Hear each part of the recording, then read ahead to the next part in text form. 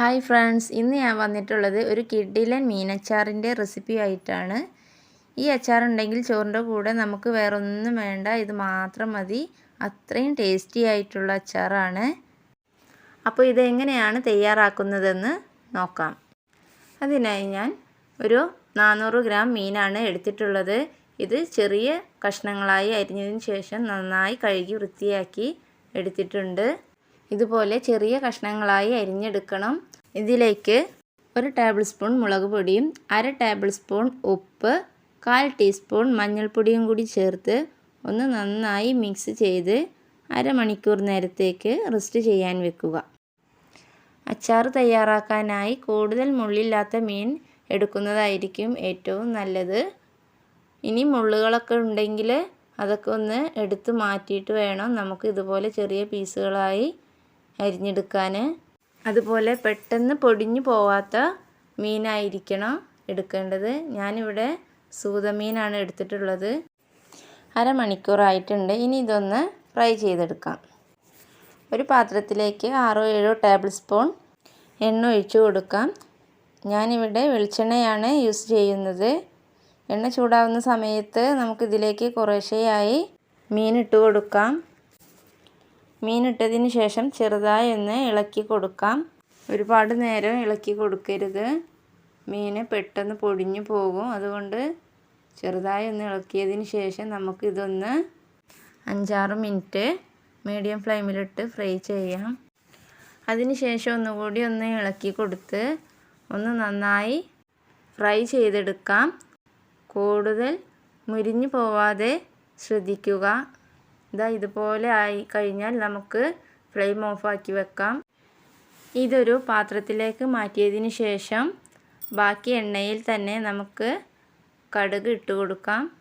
1 teaspoon കടുക് ഇട്ട് കൊടുക്കുന്നുണ്ട്. അതുപോലെ 1 ടീസ്പൂൺ ഉലുവയും കൂടി ഇട്ട് കൊടുക്കാം. കുറച്ച് വെളുത്തുള്ളി ചേർത്ത് കൊടുക്കാം. വലിയ വെളുത്തുള്ളി ആണെങ്കിൽ ചെറിയ കഷ്ണങ്ങളാക്കുന്നത് നന്നായിരിക്കും. വെളുത്തുള്ളിയുടെ കളറൊന്ന് മാറിയതിന് ശേഷം ഇതിലേക്ക് ഇഞ്ചി വെളുത്തുള്ളി പേസ്റ്റ് 1/2 ടേബിൾ സ്പൂൺ ചേർത്ത് കൊടുക്കാം. ഒന്ന് ഇളക്കിയതിന് ശേഷം ഇതിലേക്ക് 2 പച്ചമുളക് ചെറുതായി അരിഞ്ഞത് ചേർത്ത് കൊടുക്കാം. ഇതിൻ്റെ കൂടെ 2 അല്ലി കറിവേപ്പിലയും കൂടി ചേർത്ത് കൊടുക്കാം. ഇതൊന്ന് ചെറുതായി വാടിയതിന് ശേഷം ഇതിലേക്ക് ഞാൻ അച്ചാർ പൊടിയാണ് ചേർക്കുന്നത്. 1 ടേബിൾ സ്പൂൺ അച്ചാർ പൊടി ചേർക്കുന്നുണ്ട്. അതുപോലെ 1 ടേബിൾ സ്പൂൺ ഉപ്പ് കൂടി ചേർത്ത് കൊടുക്കാം. ശേഷം നമുക്ക് ഫ്രൈ ചെയ്ത് വെച്ച മീൻ ഇതിലേക്ക് ആഡ് ചെയ്യാം. എന്നിട്ട് നന്നായി ഒന്ന് മിക്സ് ചെയ്ത് കൊടുക്കാം. ശേഷം നമുക്ക് ഇതിലേക്ക് വിനാഗിരിയാണ് ഒഴിച്ചു കൊടുക്കുന്നത്.